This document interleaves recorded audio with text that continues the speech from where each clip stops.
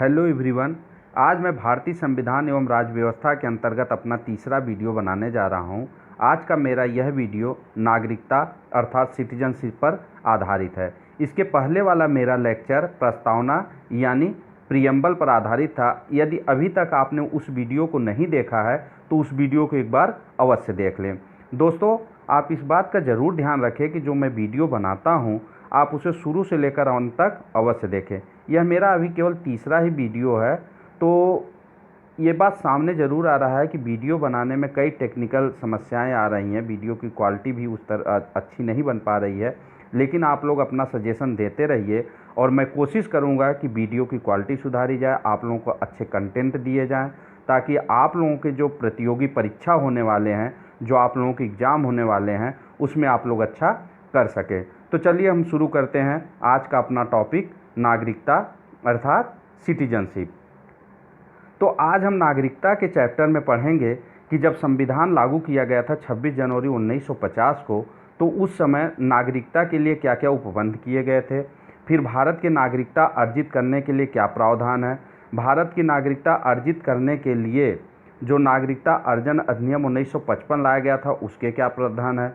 फिर यदि आप भारत की नागरिकता अर्जित कर लेते हैं तो नागरिकता को समाप्त करने के लिए क्या क्या प्रावधान है, इसको देखेंगे। फिर हम देखेंगे कि ओवरसीज भारतीय नागरिकता, विदेशी भारतीय नागरिकता अर्थात ओवरसीज सिटीजन ऑफ इंडिया जो है वो क्या है। इसके अंतर्गत हम देखेंगे कि पीवाई यानी पर्सन ऑफ इंडिया क्या है, ओसीआई क्या है, इसको देखेंगे। फिर नागरिकता के जो महत्वपूर्ण अनुच्छेद हैं हम उस पर चर्चा करेंगे, जो कि 5 से लेकर के 11 तक के हैं। और सबसे अंत में हम लोग देखेंगे कि जो विगत वर्षों में डिफरेंट कॉम्पिटिटिव एग्जाम्स में जो सवाल पूछे गए हैं हम उन पर भी चर्चा करेंगे। आधुनिक युग में सभी देशों में दो तरह के लोग निवास करते हैं। पहला है उस देश के नागरिक और दूसरा है विदेशी। जो उस देश के नागरिक होते हैं उन्हें वहाँ पर कई तरह के आर्थिक और राजनीतिक अधिकार प्राप्त होते हैं। वो कई तरह के आर्थिक गतिविधियों में भाग ले सकते हैं। वो कई तरह के जो वहाँ की सरकारी नौकरियाँ होती हैं उसमें वो पार्टिसिपेट कर सकते हैं। वो राजनीतिक जो वहाँ की गतिविधियाँ होती हैं, जो शासन प्रणाली होती है, उसमें भाग ले सकते हैं। लेकिन जो विदेशी नागरिक होते हैं उस देश में उनके अधिकार क्या होते हैं, सीमित होते हैं। विदेशी नागरिक भी हमारे दो तरह के होते हैं। एक हमारे मित्र राष्ट्र के नागरिक होते हैं, दूसरा हमारे शत्रु राष्ट्र के नागरिक होते हैं। शत्रु राष्ट्र जैसे हमारा कौन कौन सा है, पाकिस्तान है और चीन है। तो दो राष्ट्र हमारे शत्रु राष्ट्र हैं, पाकिस्तान और चीन। और जो शत्रु राष्ट्र के विदेशी नागरिक होते हैं उनको भी क्या होता है, काफ़ी सीमित अधिकार होता है। जैसे उन्हें जो हमारा मूल अधिकार में जो अनुच्छेद 22 है, जिसमें कि हमारा क्या है कि गिरफ्तारी और नज़रबंदी के विरुद्ध जो संरक्षण प्राप्त होता है वह हमारे जो शत्रु राष्ट्र के नागरिक होते हैं उन्हें नहीं मिलता है। तो अब हम लोग ये देखते हैं कि जब हमारा संविधान लागू हुआ तो संविधान लागू होने पर नागरिकता के लिए क्या प्रावधान किया गया।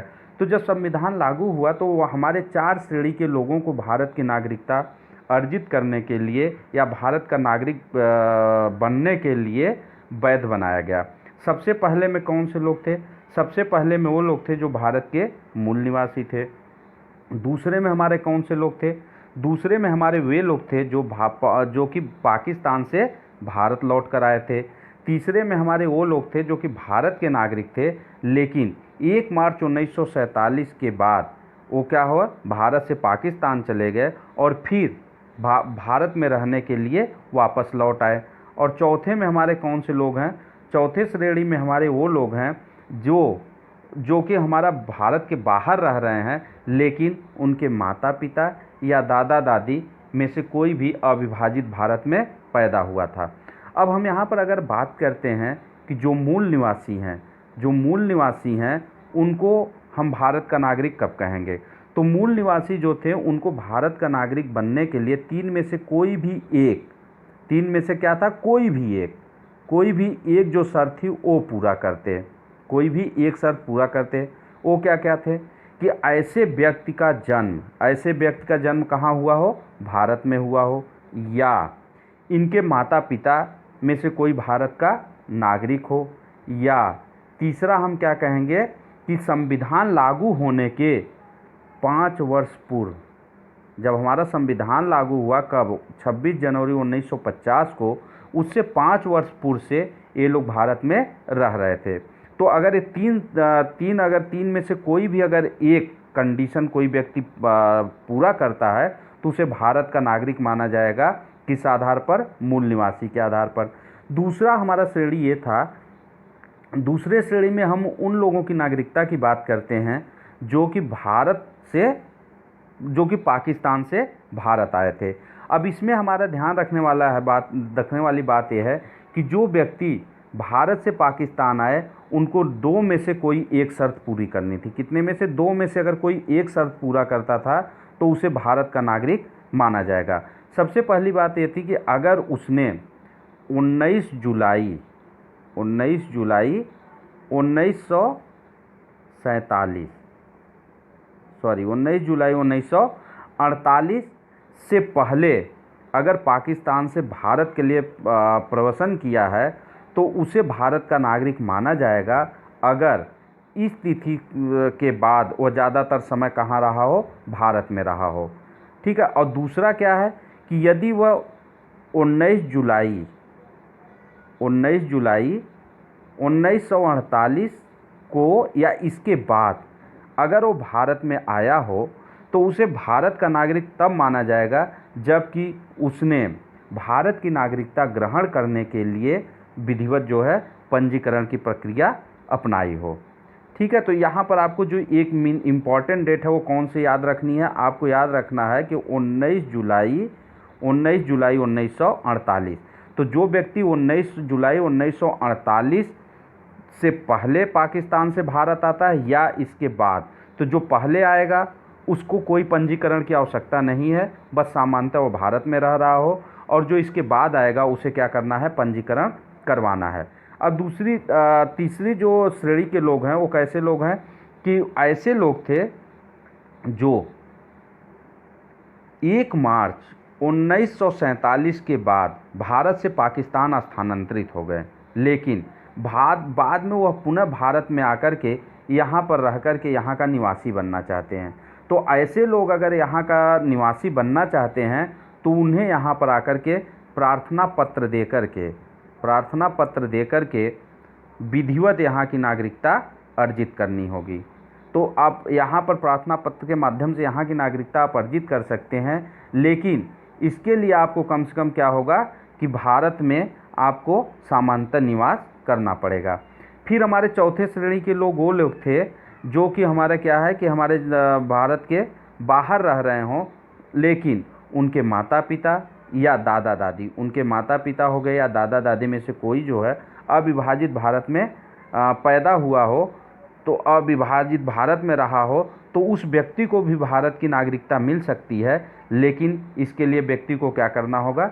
व्यक्ति को यहाँ की नागरिकता के लिए विधिवत जो है आपको क्या करना होगा? एप्लीकेशन देना होगा, आपको प्रार्थना पत्र देना होगा, और उसके आधार पर आप यहाँ पर नागरिकता अर्जित करेंगे। तो आपको इस चीज़ का ध्यान रखना है कि संविधान में 4 श्रेणी के लोगों को भारत की नागरिकता के बारे में कहा गया है। सबसे पहला कौन से लोग हैं? सबसे पहले में हमारे वो लोग हैं जो यहाँ के मूल निवासी हैं। दूसरे में हमारे वो लोग हैं जो पाकिस्तान से भारत आते हैं। तीसरे में हमारे वो लोग हैं जो भारत में रह रहे थे, लेकिन भारत से जो है कहाँ चले गए? पाकिस्तान चले गए 1 मार्च 1947 के बाद, और पुनः अब वो पाकिस्तान से भारत आना चाहते हैं। और चौथे श्रेणी में हमारे वो लोग हैं जो हमारे क्या हैं कि भारत के बाहर रह रहे हैं, लेकिन उनके माता पिता, दादा दादी आदि में से कोई क्या है? अविभाजित भारत का निवासी रहा हो। तो ऐसे लोगों के बारे में बात करता है। अब हम नेक्स्ट देखते हैं कि भारत में जो है नागरिकता अर्जित करने के प्रावधान क्या हैं। तो आपको ये याद रखना पड़ेगा कि जो हमारा अनुच्छेद 11 है, अनुच्छेद 11 में जो नागरिकता से संबंधित जो विधि है या जो हमारे जो कानून है, उसको बनाने का अधिकार किसको दिया गया है? संसद को दिया गया है। तो संसद अनुच्छेद 21 के अंतर्गत यहाँ के नागरिकता के संबंध में कानून बना सकता है, और इसी अधिकार का उपयोग करते हुए संसद ने नागरिकता अधिनियम 1955 बनाया, जिसमें यहाँ की नागरिकता को अर्जित करने और इस नागरिकता को समाप्त करने का प्रावधान किया गया था। अब इस नागरिकता जो अधिनियम 1955 था, इसमें कुल 8 बार संशोधन किया जा चुका है। तो इसमें सबसे पहला जो संशोधन था 1957 में किया गया था, फिर इसके बाद 1960 में संशोधन किया गया, 1985 में, फिर 1986 में, 1992 में, 2003 में किया गया, 2005 में किया गया, और सबसे जो बाद वाला संशोधन है वो कब किया गया? 2015 में। तो 2015 में जो संशोधन किया गया था वह ज़्यादातर हमारा क्या है कि जो भारत में विदेशी नागरिक हैं उनको दोहरी नागरिकता देने के संदर्भ में किया गया था। तो आपको यह याद रखना है कि जो हमारा नागरिकता अधिनियम 1955 है उसमें अब तक कुल कितनी बार संशोधन किया जा चुका है? कुल 8 बार संशोधन किया जा चुका है, यह पूछा जाता है, तो आपको ये याद रखना है। अब हम देखते हैं कि भारत में आप जो नागरिकता ग्रहण कर सकते हैं वह कितने तरह से ग्रहण कर सकते हैं। तो भारत में जो नागरिकता अधिनियम 1955 जो संसद ने पारित किया था, उसके आधार पर भारत में नागरिकता अर्जित करने के कुल 5 आधार बताए गए थे। कितने आधार बताए गए थे? 5 आधार बताए गए थे। तो ये पूछा जाता है कि भारत में नागरिकता अर्जित करने के लिए कुल कितने आधार हैं, तो आपको याद रखना है कुल कितने आधार है? 5 आधार हैं। और ये 5 आधार कौन कौन से हैं? सबसे पहला आधार है जन्म से नागरिकता हो जाएगा, फिर वंश के आधार पर नागरिकता हो जाएगा, फिर पंजीकरण के द्वारा नागरिकता हो जाएगा, फिर प्राकृतिक रूप से नागरिकता हो जाएगा, फिर हमारा क्या हो जाएगा? क्षेत्र समाविष्ट के आधार पर नागरिकता। तो अब हम इन सारे जो आधार हैं, इन आधारों को हम क्या करेंगे? एक एक करके देखेंगे। जन्म से कोई व्यक्ति यदि भारत में जन्म लेता है 26 जनवरी 1950 को, किंतु 1 जुलाई 1957 से पहले, तो उसे भारत का नागरिक माना जाएगा। उसके माता पिता चाहे भारत के नागरिक हो या नहीं हो, ठीक है। लेकिन भारतीय नागरिकता अधिनियम 1955 में संशोधन किया गया और यह प्रावधान किया गया कि यदि कोई व्यक्ति भारत में 1 जुलाई 1957 के बाद यदि जन्म लेता है तो उसे भारत का नागरिक तभी माना जाएगा यदि उसके माता पिता में से कोई भारत का नागरिक हो। पुनः जो है भारतीय नागरिकता अधिनियम 1955 में संशोधन किया गया और यह प्रावधान किया गया कि यदि कोई व्यक्ति भारत में 3 दिसंबर 2004 के बाद जन्म लेता है, 3 दिसंबर 2004 के बाद जन्म लेता है, तो उसे भारत का नागरिक तभी माना जाएगा जब उसके माता और पिता दोनों भारत के नागरिक हो या उसके माता और पिता में से कोई एक भारत का नागरिक हो और दूसरा भारत में अवैध प्रवासी न। वंश के आधार पर कोई व्यक्ति जिसका जन्म भारत के बाहर होता है वह कब जन्म लेता है? 26 जनवरी 1950 को या उसके बाद, किंतु 10 दिसंबर 1992 के पूर्व, तो वह भारत का नागरिक हो, वह भारत की नागरिकता ग्रहण कर सकता है यदि उसके जन्म के समय उसका पिता भारत का नागरिक हो। किंतु इसमें बाद में संशोधन किया गया और यह प्रावधान किया गया कि यदि कोई व्यक्ति भारत के बाहर जन्म लेता है 10 दिसंबर 1992 के बाद, 10 दिसंबर 1992 के बाद, तो वह व्यक्ति भारत की नागरिकता ग्रहण कर सकता है यदि उसके माता या पिता दोनों में से कोई भी एक भारत का नागरिक हो। तो पहले क्या था कि पहले हमारा 10 दिसंबर 1992 में यह प्रावधान था कि पिता को भारत का नागरिक होना चाहिए, लेकिन 10 दिसंबर 1992 के बाद हमारा यह प्रावधान कर दिया गया कि माता पिता दोनों में से भी अगर कोई भारत का नागरिक होता है तो वह व्यक्ति भारत की नागरिकता ग्रहण कर सकता है। किंतु इसमें पुनः संशोधन किया गया और यह प्रावधान किया गया कि यदि कोई व्यक्ति भारत के बाहर जन्म लेता है और कब जन्म लेता है? 3 दिसंबर 2004 के बाद। यहाँ पर अब आया 3 दिसंबर 2004। तो अगर कोई व्यक्ति 3 दिसंबर 2004 के बाद भारत के बाहर जन्म लेता है तो वह भारत का नागरिक तभी माना जाएगा जब उसके माता या पिता में से कोई एक भारत का नागरिक हो और दूसरा काम हमको क्या करना है कि 1 वर्ष के भीतर उसे भारत का जो संबंधित देश में कंसुलेट होगा यानी उच्चायोग होगा, वहाँ पर जाकर के अपना पंजीकरण करवाना होगा। तो अर्थात आप वंश के आधार पर भारत की नागरिकता तभी ग्रहण कर सकते हैं जब बच्चे के जन्म के समय माता या पिता में से कोई एक भारत का नागरिक हो और दूसरा उस व्यक्ति के जन्म के 1 वर्ष के भीतर संबंधित देश में जो भारत का उच्च आयोग है वहाँ जाकर के अपना क्या करवा दे, पंजीकरण करवा दे। पंजीकरण द्वारा नागरिकता। कोई भी व्यक्ति जो भारत में अवैध प्रवासी न हो वो भारत सरकार के समक्ष आवेदन करके भारत की नागरिकता ग्रहण कर सकता है और भारत सरकार उसे नागरिकता प्रदान कर सकती है यदि वह निम्नलिखित में से किसी भी एक श्रेणी में आता हो। नंबर 1, वह व्यक्ति आवेदन करने की तिथि से 7 वर्ष पूर्व से भारत में रह रहा हो। दूसरा क्या है कि वह व्यक्ति भारतीय मूल का हो और भारत के बाहर, अविभाजित भारत के बाहर किसी अन्य देश में रह रहा हो। तीसरा क्या हो, यदि उस व्यक्ति ने किसी भारतीय नागरिक से विवाह किया हो और विवाह किया हो तथा नागरिकता अर्जित करने के आवेदन करने की तिथि से 7 वर्ष पूर्व से वह भारत में रह रहा हो। चौथा क्या है, भारतीय नागरिकों के अवयस्क बच्चे। और पांचवा हमारा क्या है, पांचवा हमारा यह है कि राष्ट्रमंडल देशों के वे नागरिक जो भारत में रह रहे हैं या भारत में सरकारी नौकरी कर रहे हैं। प्राकृतिक रूप से, यदि कोई व्यक्ति जो वयस्क है और भारत में 1 वर्ष से रह रहा हो तो वह देशीकरण या प्राकृतिक रूप से आवेदन करके भारत की नागरिकता ग्रहण कर सकता है। नेक्स्ट है हमारा क्षेत्र समाविष्ट द्वारा।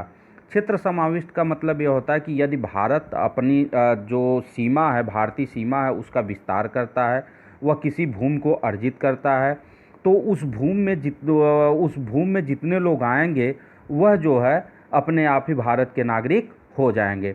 तो इन 5 आधारों पर जो है भारत की नागरिकता का अर्जन किया जा सकता है। नागरिकता की समाप्ति। तो नागरिकता अधिनियम 1955 में नागरिकता की समाप्ति के लिए 3 आधार बताए गए हैं। पहला क्या है, स्वैच्छिक त्याग, यानी कोई व्यक्ति जो है स्वेच्छा से अपनी नागरिकता का त्याग कर सकता है। दूसरा है क्या, बर्खास्तगी द्वारा।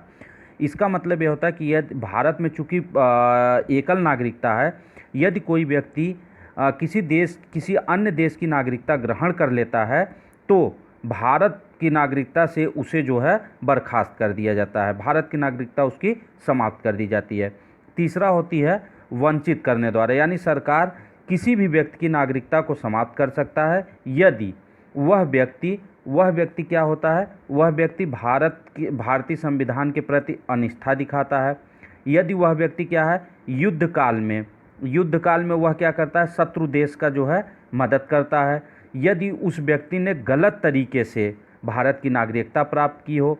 चौथा क्या है कि यदि पंजीकरण या देशीकरण द्वारा उस व्यक्ति ने जो नागरिकता प्राप्त की है और 5 वर्ष के भीतर उसे किसी अन्य देश से 2 वर्ष की सज़ा प्राप्त हुई हो। और फिर क्या है कि यदि किसी भारतीय महिला ने किसी विदेशी पुरुष से विवाह कर लिया हो तब भी उसकी नागरिकता समाप्त हो जाएगी।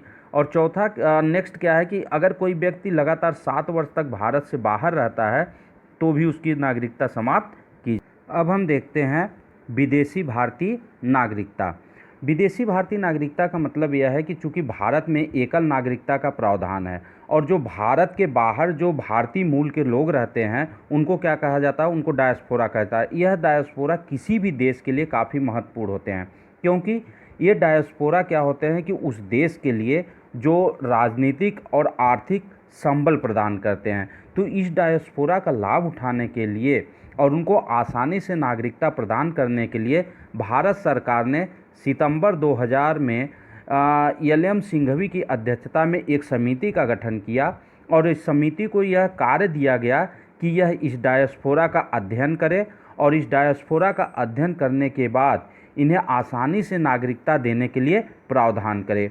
इस डायस्पोरा ने अपना अध्ययन किया और अध्ययन के बाद इस समिति ने जनवरी 2000 में अपनी रिपोर्ट सरकार को प्रस्तुत कर दी और इस रिपोर्ट के आधार पर जो नागरिकता अधिनियम 1955 था उसमें संशोधन किया गया और संशोधन करके कुछ हमारे विशेष जो देश थे, अन्य देश थे, वहाँ के जो भारतीय मूल के जो नागरिक थे उनको आसानी से नागरिकता देने का प्रावधान किया गया। और इसके लिए दो व्यवस्था किया गया। पहला क्या किया गया कि पीओआई लाया गया। पीओआई कार्ड क्या था? Person of Indian origin. इसके अंतर्गत क्या है, 16 देशों के जो हमारे मित्र देश थे, 16 देश, उनके व्यक्तियों को आसानी से जो है ये कार्ड प्रोवाइड किया जाता था, जिससे कि बिना वीज़ा के वह भारत में आ सके। और इसके बाद क्या किया गया कि 2005 में 1 दिसंबर 2005 में पुनः इस प्रक्रिया को और आसान किया गया और पाकिस्तान और बांग्लादेश को छोड़ करके बाकी सभी देशों को overseas citizen of India card provide किया गया। और इस कार्ड के माध्यम से उन्हें एक तरह से भारत के लिए दोहरी नागरिकता प्रोवाइड किया गया। और यह उन्हीं देशों के लिए किया गया जहां पर कि दोहरी नागरिकता का प्रावधान था। ऐसे व्यक्ति जो ओसीआई कार्ड ग्रहण कर लेते थे, उन्हें भारत आने के लिए वीज़ा की आवश्यकता नहीं होती थी। वह भारत आते थे, अपना उनका जो अध्ययन से संबंधित काम होता था, रिसर्च से संबंधित काम होता था, वो आसानी से कर लेते थे। किंतु इसमें क्या किया गया कि जो हमारा ओसीआई था यह काफ़ी पॉपुलर हुआ और पीआईओ और ओसीआई में काफ़ी कन्फ्यूजन रहा। तो इस कन्फ्यूजन को दूर करने के लिए भारत सरकार ने जो है नागरिकता अधिनियम में संशोधन किया और 2015 से पीओआई और ओसीआई दोनों कार्डों को जो है मर्ज कर दिया और दोनों कार्डों को एक बना दिया, ओसीआई होल्डर कार्ड। अब केवल जो है एक कार्ड चलता है और क्या चलता है, ओसीआई होल्डर कार्ड। और इसका मतलब ये होता है कि ये जो है नागरिक भारत में नहीं रहते हैं, भारत के बाहर रहते हैं, लेकिन उन्हें भारत की भी नागरिकता मिली हुई रहती है। तो यह कहा जा सकता है कि ओसीआई जो कार्ड होल्डर होते हैं उन्हें भारत की नागरिकता मिली रहती है। वह उस देश के भी नागरिक होते हैं और यहाँ के भी नागरिक होते हैं, लेकिन इनके अधिकार क्या होते हैं, सीमित होते हैं। इन्हें भारत में उतने आर्थिक और राजनीतिक अधिकार नहीं प्राप्त होते हैं जितने कि भारत में भारतीय नागरिकों को प्राप्त होता है। नागरिकता के महत्वपूर्ण अनुच्छेद। नागरिकता भारतीय संविधान के भाग 2 में शामिल किया गया है और यह अनुच्छेद 5 से लेकर के 11 के बीच में है। भारत में ब्रिटेन के समान एकल नागरिकता है। ब्रिटेन के समान कैसी नागरिकता है? एकल नागरिकता। यानी भारत और ब्रिटेन में कैसी नागरिकता है? एकल नागरिकता है। और जबकि अमेरिका में क्या है? अमेरिका में दोहरी नागरिकता है। तो आपको याद रखना है कि ब्रिटेन और भारत में एकल नागरिकता है, जबकि अमेरिका में क्या है? दोहरी नागरिकता है। तो अब जो अनुच्छेद 5 है, अनुच्छेद 5 कहता है कि जब संविधान लागू हुआ था उस समय भारत की नागरिकता के संबंधित क्या प्रावधान थे वो हमारा बताता है अनुच्छेद 5। जो कि हमारे 4 प्रावधान थे वो हम आपको बता चुके हैं। अनुच्छेद 6 हमारा कहता है कि जब पाकिस्तान से जो भारत आने वाले व्यक्ति थे उनके विषय में नागरिकता की बात करता है। अनुच्छेद 7 हमारा कहता है, अनुच्छेद 7 क्या कहता है कि भारत से जो लोग पाकिस्तान गए और पुनः पाकिस्तान से भारत लौट कर आए और वो भारत की नागरिकता अर्जित करना चाहते हैं, उनके बारे में बात करता है। अनुच्छेद 8 क्या बात करता है? जो लोग भारत के बाहर रह रहे हैं और भारतीय मूल के व्यक्ति हैं, उनकी नागरिकता के बारे में बात करता है। अनुच्छेद 9 हमारा कैसे व्यक्तियों की बात करता है, किसकी बात करता है? अनुच्छेद 9 जो है ऐसे विदेशी राज्य के नागरिकों की बात करता है जो कि स्वेच्छा से भारत की नागरिकता का त्याग कर देते हैं और त्याग करने के पश्चात वो भारत के नागरिक नहीं रह जाते हैं। अनुच्छेद 11 हमारा कहता है कि नागरिकता से संबंधित जो कानून बनाने का अधिकार होगा वह किसके पास होगा? संसद के पास होगा। दोस्तों, अब आपकी स्क्रीन पर विगत वर्षों के कुछ महत्वपूर्ण क्वेश्चन दिखाई दे रहे होंगे। आप सभी लोग वीडियो को पॉज करके इन सभी क्वेश्चन का आंसर कमेंट बॉक्स में अवश्य लिखें। जब मैं अपना अगला वीडियो बनाऊंगा तो उस वीडियो में इन सारे क्वेश्चन का आंसर डिस्कस करूंगा और इसके बाद अगला लेक्चर लूँगा। दोस्तों, आप सभी लोगों का मेरा यह लेक्चर देखने के लिए बहुत बहुत धन्यवाद।